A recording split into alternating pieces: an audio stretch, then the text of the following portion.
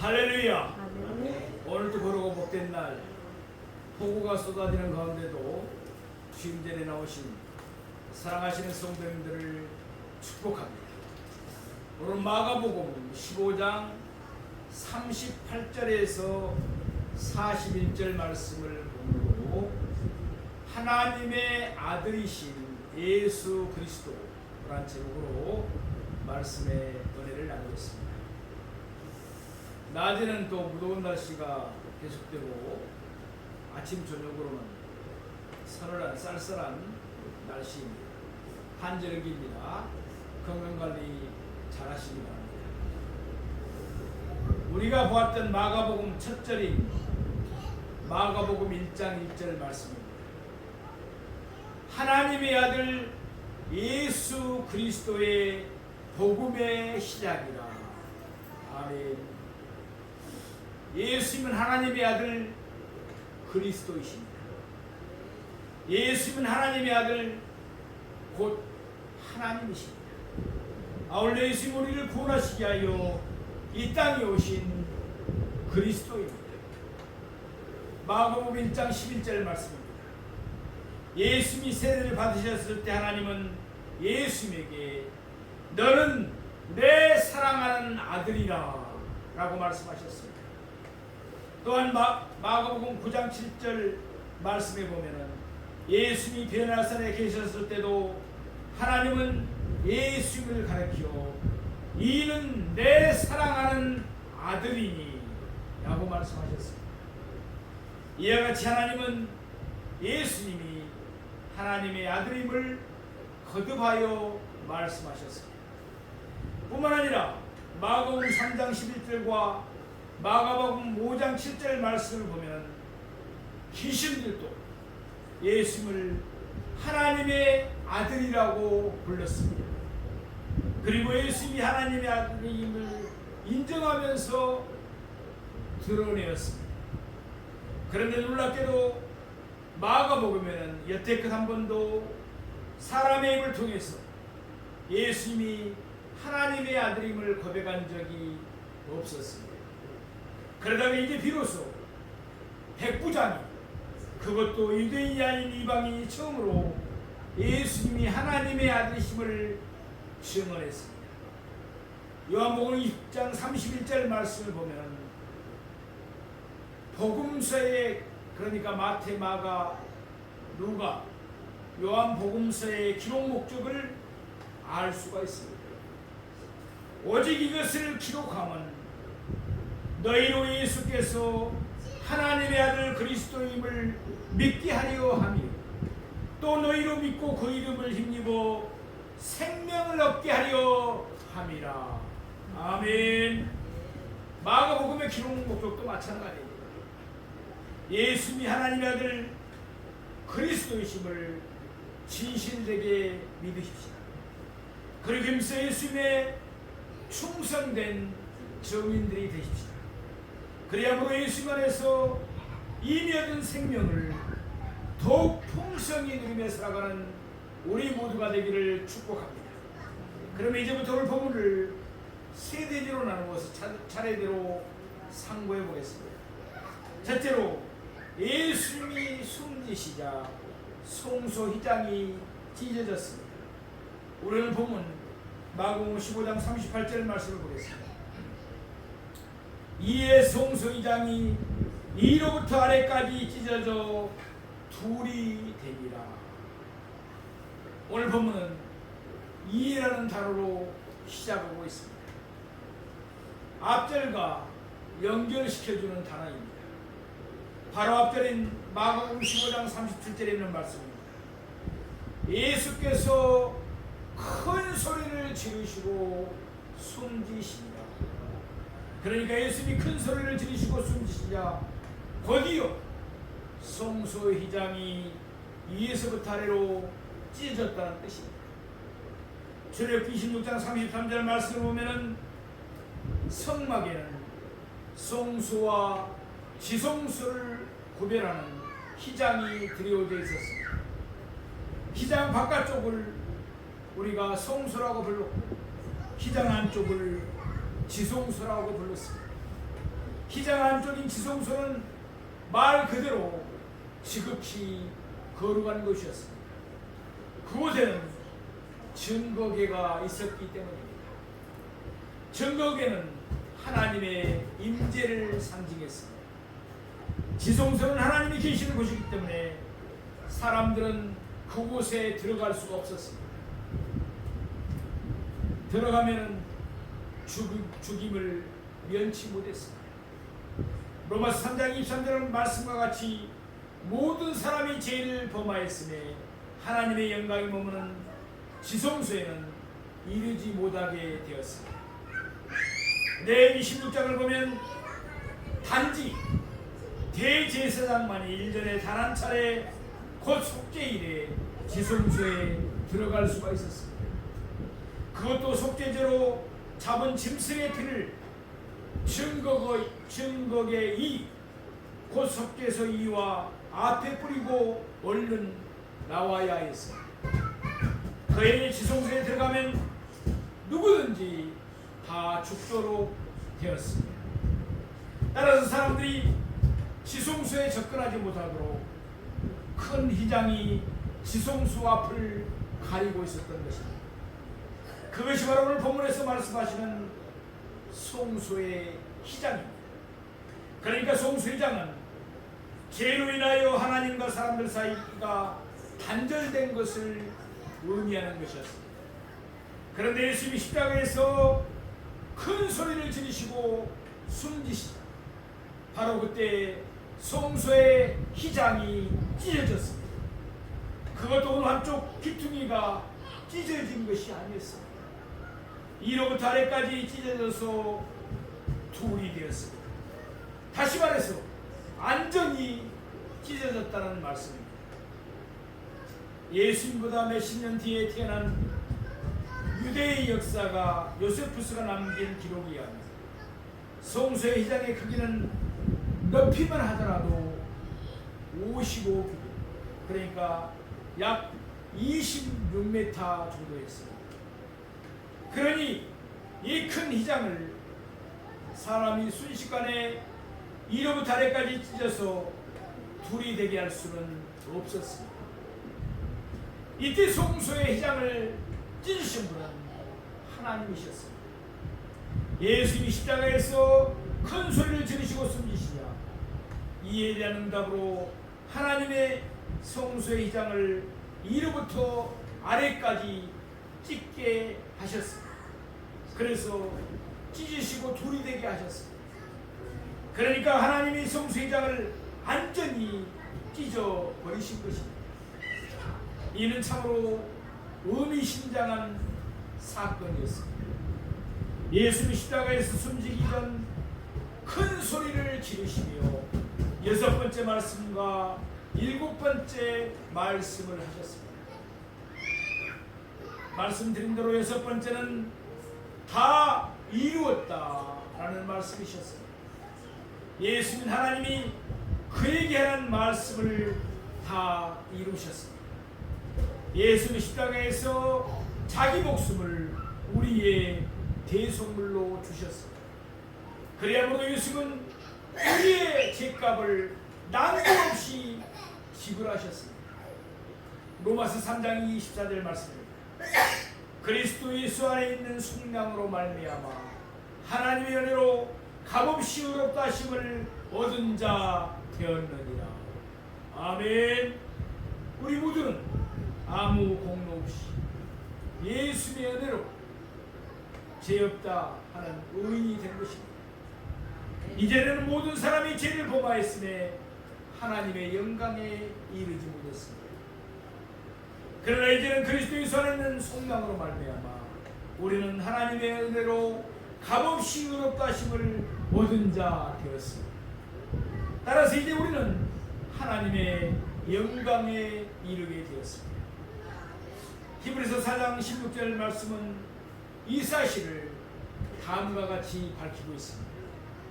그러므로 우리는 궁일하심을 받고 때를 따라 돕는 은혜를 얻기 위하여 은혜의 보좌의 앞에 담대히 나아갈 것입니다. 아멘. 이제 우리는 예수 그리스도 안에서 하나님의 은혜의 보좌 앞에 담대히 나아가게 되었습니다. 따라서 송수회장은 더 이상 있어야 할 이유가 사라졌습니다. 예수님이 우리를 속량하셨기 때문에 우리는 하나님과 화평을 누리게 되었습니다. 바로 이와 같은 사실을 확증하기 위하여 하나님은 송소의 휘장을, 송소와 지성소를 가로막은 휘장을 완전히 찢어버리셨습니다. 사랑하시는 성도, 요한복음 14장 6절에서 예수는 이와 같이 말씀하셨습니다. 예수께서 이르시되 내가 곧 길이요 진리요 생명이니 나로 말미암지 않고는 아버지께로 올 자가 없느니라. 아멘. 예수님은 우리를 하나님께로 인도하는 길이신 줄로 믿습니다. 길 대신 예수님으로 말미암지 않고는 하나님께로 올 자가 없습니다. 예수님만이 우리를 하나님께로 이끄시는 길이기 때문입니다. 예수님만이 우리를 천국으로 인도하시는 길입니다. 이러한 믿음에 굳게 서서 길 대신 예수님을 힘써 증언하는 우리 모두가 되기를 원합니다. 둘째로 예수님의 숨지심을 보고 백부장이 예수님을 증언했습니다. 오늘 보면 마가복음 15장 39절 말씀을 보겠습니다. 예수를 향하여 섰던 백부장이 그렇게 숨지심을 보고 이르되 이 사람은 진실로 하나님의 아들이었도다 하더라. 아멘. 여기에 백부장이 나오고 있습니다. 말 그대로 그는 로마의 병정 100명의 부하를 이끄는 지휘관이었습니다. 마가복음 15장 45절 말씀을 보면 빌라도가 그를 불러서 아리마대 사람 요셉에게 예수님의 시체를 내주게 했습니다. 그러니까 그는 예수님의 십자가형을 집행하는 책임자였던 것입니다. 오늘 본문에 있는 말씀처럼 그는 예수님을 향하여 서 있었습니다. 마태복음 27장 54절 말씀과 같이 예수를 십자가에 못 박힌 후 그가 맡은 임무는 예수를 지키는 일이었습니다. 자연히 그는 예수님이 십자가에서 숨지시는 모습을 자세히 쳐다볼 수가 있었습니다. 다시 오늘 본문 말씀을 읽어보고 예수를 향하여 있었던 백부장이 그렇게 숨지심을 보고 예수님은 어떻게 숨지셨습니까? 예수님은 큰 소리를 지르시고 숨지셨습니다. 이때 예수님이 십자가에서 6번째와 7번째 말씀을 하셨습니다. 이미 살펴본 대로 예수님이 십자가에서 마지막 7번째 하신 말씀은 무엇입니까? 아버지, 내 영혼을 아버지 손에 부탁하나이다. 그리고 예수님은 숨지셨습니다. 백부장은 로마의 직업군이었습니다. 그러므로 그는 자기 손으로 수많은 사람들을 십자가에 못 박고 또한 십자가에서 숨진 사람들을 수도 없이 지켜보았습니다. 그렇지만 여태껏 십자가에서 예수님과 같이 그렇게 숨지신 사람은 단 한 사람도 없었습니다. 그뿐만이 아니었습니다.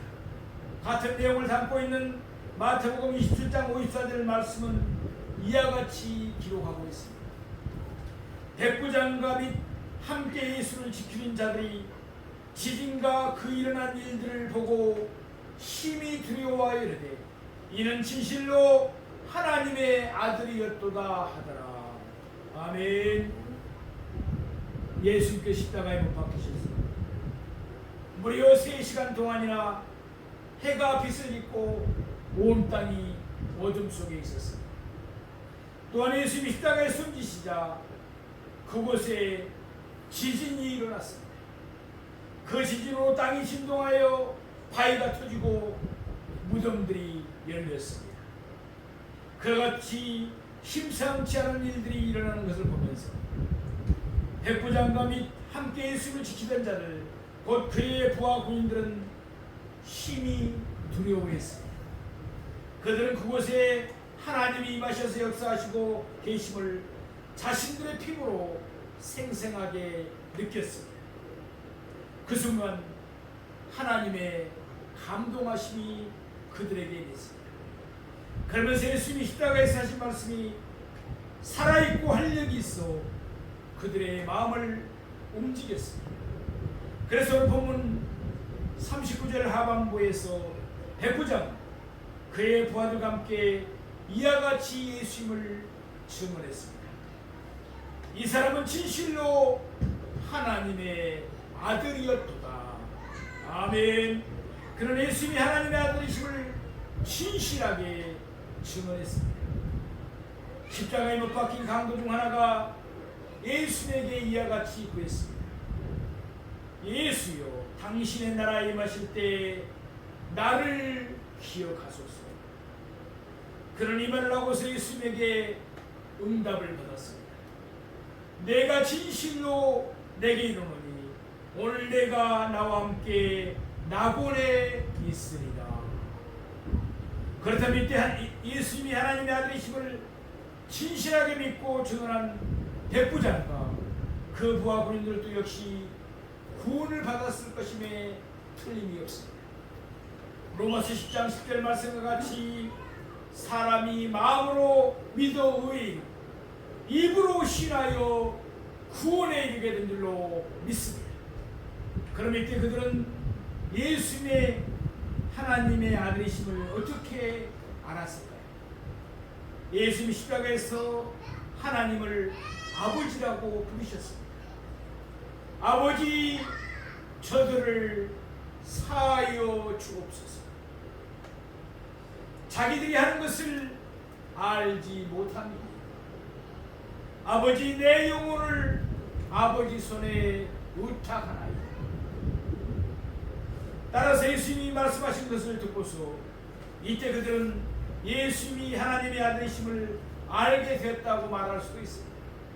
그러나 고린도전서 12장 3절 말씀과 같이 성령으로 아니하고는 누구든지 예수님을 주시라 고백할 수가 없습니다. 그러니까 하나님이 은혜를 베푸셔서 그 사람의 마음을 움직이실 때만 누구든지 하나님의 아들 그리스도이심을 믿을 수가 있는 것입니다. 예컨대 베드로가 예수님에게 자신의 믿음을 고백했습니다. 주는 그리스도시요 살아계신 하나님의 아들이십니다. 아멘. 그러자 예수님은 베드로를 칭찬하시며 이와 같이 말씀하셨습니다. 이를 내게 알게 하니는 혈육이 아니요 하늘에 계신 내 아버지이시니라. 혈육으로는 사람의 능력으로는 예수님이 하나님의 아들 그리스도이심을 알 수가 없습니다. 반드시 하나님께서 알게 해주셔야 합니다. 이때도 하나님은 백부장과 그의 군병들에게 은혜를 베푸셨습니다. 하나님은 그들의 마음을 감동시키셨습니다. 그 결과 그들의 마음이 움직이면서 그들은 예수님이 하나님의 아들이심을 참되게 믿을 수가 있었습니다. 오늘 보면 우리에게 중요한 교훈을 주고 있습니다.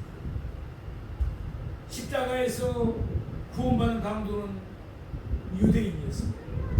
반면에 백부장과 그의 군병들은 이방인들이었습니다. 유대인이든지 이방인이든지 예수님이 하나님의 아들 그리스도임을 믿으면 다 누구나 구원을 받습니다. 또한 마가복음 15장 17절 말씀처럼 십자가에서 구원받은 강도는 본시 밀란을 꾸미고 그 밀란 중에 살인한 자로 체포되었습니다. 그는 많은 죄를 지었습니다. 그러나 그는 구원을 받았습니다.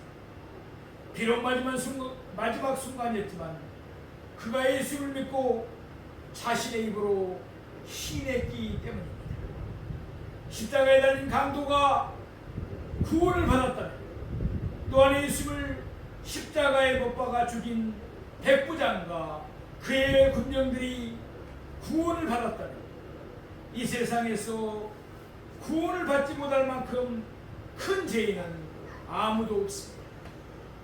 예수님이 하나님의 아들 그리스도를 믿으면 누구든지 구원을 받습니다. 사랑하시는 성도 여러분, 우리는 하나님을 아버지라고 부릅니다. 하늘에 계신 우리 아버지, 우리가 주기도문 할 때 늘 부르는 말씀입니다. 예수님이 그렇게 부르도록 가르쳤기 때문입니다. 따라서 우리가 하나님의 자녀임을 믿습니다. 그러나 이것과 예수님이 하나님의 아들인가의 개념은 다릅니다.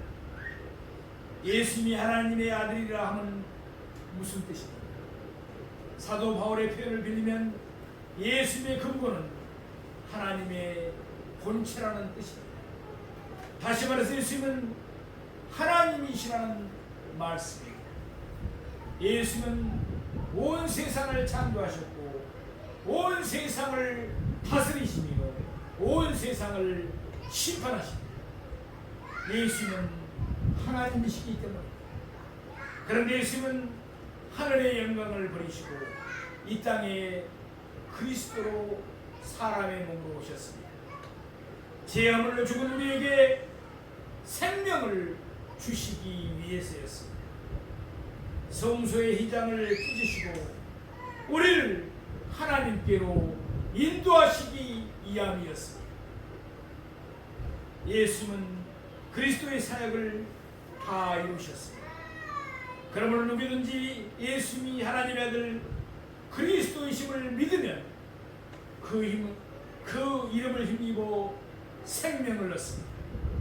이때의 생명은 구원뿐만 아니라 하나님과의 교제와 하나님이 주시는 축복 등 모든 좋은 것들을 다 포함합니다. 우리는 예수님을 하나님의 아들 그리스도로 믿어 이미 생명을 얻은 하나님의 백성들입니다. 믿음 위에 굳게 서서 예수님이 하나님의 아들 곧 그리스도이심을 만민에게 전파하십시다. 그래서 예수 안에서 이미 얻은 생명을 날마다 풍성히 누리며 살아가는 우리 모두가 되기를 축복합니다. 셋째로 예수님의 숨지심을 바라보는 여자들이 있었습니다. 우리는 보면 마가복음 15장 40절 말씀을 보겠습니다. 멀리서 바라보는 여자들도 있었는데 그 중에 막달라 마리아와 또 작은 야고보와 요새 어머니 마리아와 또 살로메가 있었으니 사람들에게 밀려서 본문에 등장하는 여자들이 처음에는 멀리서 예수님을 바라봐야만 했습니다. 특별히 오늘 본문은 그 중에서 세 여자를 우리에게 말씀하고 있습니다. 먼저 막달라 마리아입니다. 막달라 마리아는 막달라 출신 마리아라는 뜻입니다. 막달라는 갈릴리 서쪽에 위치한 자그마한 해변 마을이었습니다. 막달라 마리아는 그 누구의 아내 또는 누구의 어머니라고 불리지를 않았습니다. 그런 그의 출신지를 따라서 막달라 마리아라고 불렸습니다. 이는 그가 독신이었음을 말해줍니다. 두 번째 여자는 작은 야고보와 요새 어머니 마리아입니다. 예수님의 12제자 가운데 야고보라는 이름을 가진 사람이 두 명이 있습니다.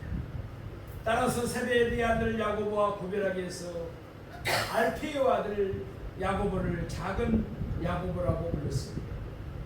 두 번째 여자 마리아는 두 아들의 어머니로 소개되었습니다. 마지막 세 번째는 살로메입니다.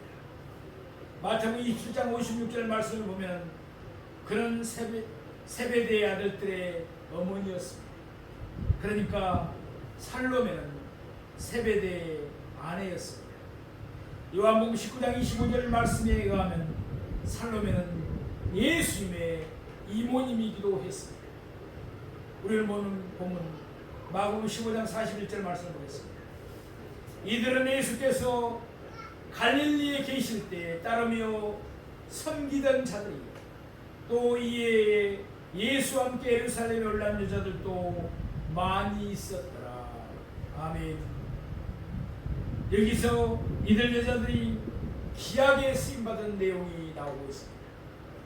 이들은 예수님이 갈릴리에 계실 때 따르며 물질이나 여러 가지로 섬기던 여인이었습니다. 이들은 계속해서 끝까지 예수님을 따랐습니다. 또한 이들은 계속해서 예수님을 섬겼습니다. 변함없이 섬겼습니다. 오늘 본문을 보면 이들 외에도 이름 없이 예수님과 함께 예루살렘에 올라온 여자들도 많이 있었습니다. 때는 6월절이었습니다. 이들은 예수님을 따라서 자기들의 가족과 함께 예루살렘으로 왔습니다. 그러면서 이들은 자기들의 물질로 예수님과 그의 제자들이 쓸 것을 공개하면서 예수님을 섬겼습니다. 그런 가운데 이들은 예수님의 십자가까지였습니다. 물론 오늘 본문 말씀대로 처음에는 이들이 멀리서 예수님을 바라보았습니다. 그러나 요한복음 19장 25절 말씀과 같이 나중에는 이들이 예수님의 십자가에 가까이 왔습니다. 예수님을 향한 이들의 뜨한 사랑이 이들의 발걸음을 십자가 앞에 예수님께로 가게 만든 것입니다. 그 후 이들은 예수님의 무덤에까지 예수님을 따랐습니다. 예수님을 향한 이들의 사랑과 섬김이 헛되지 않았습니다. 부활하신 예수님은 맨 먼저 이들에게 자기를 나타내셨습니다. 그 결과 이들이 예수님의 부활을 처음으로 목격하는 영광을 얻게 되었던 것입니다. 그러면 예수님이 십자가에 달리셨을 때 예수님의 제자들 곧 사도들은 어디에 있었습니까? 예수님이 겟세마네 동산에서 잡히실 때 그들은 다 예수님을 버리고 도망가 버렸습니다. 나중에 사도 요한 한 사람을 제외하고는 아무도 그 자리에 없었습니다. 사도들은 마땅히 있어야 할 자리에 있지를 않았습니다. 유대인들을 두려워하며 죽음을 두려워했기 때문입니다. 그러나 예수님이 부활하신 뒤에 그들이 성령을 받고 그들은 완전히 달라졌습니다. 더 이상 그들은 사람을 두려워하지 않았습니다. 더 이상 그들은 죽음을 두려워하지 않았습니다. 담대하게 예수님의 주민들이 되었습니다. 그와 같이 변화된 사도들의 모습을 보면서 오늘 본문에 등장하는 여자들은 아마도 빙그레 웃었을 것입니다. 그러면서 이들은 사도들의 변화된 모습으로 인해서 하나님께 감사하며 모든 영광을 하나님께 돌렸을 것입니다. 사랑하시는 성도 여러분, 사도들이 온전하게 변화받은 것처럼 우리도 온전하게 변화받기를 원합니다. 그리하여 갈릴리로부터 예수님을 따르며 섬기던 여인들처럼 우리도 천국 가는 그날까지 변함없이 충성스럽게 예수님을 따르며 섬기기를 바랍니다. 오늘 우리는 본문의 말씀을 세 대지로 나누어 상고해 봤습니다. 첫째로 예수님이 숨지시자 송소 2장이 찢어졌습니다. 둘째로 예수님이 숨지심을 보고 백부장이 예수님을 증언했습니다. 셋째로 예수님의 숨지심을 바라보는 여자들이 있었습니다. 이제 풍성한 결실의 계절 가을을 맞이했습니다. 예수님 안에서 이미 얻은 생명을 풍성하게 누리며 사는 우리 모두가 되기를 축복합니다. 아울러 우리 모두 전도의 열매를 풍성하게 맺어 하늘나라에 갔을 때 스타들이 되시고 하나님께 영광을 돌리며 예수님을 높이며 성령께 기쁨을 드리는 우리 모두가 되기를 주님의 이름으로 축원드립니다. 아멘.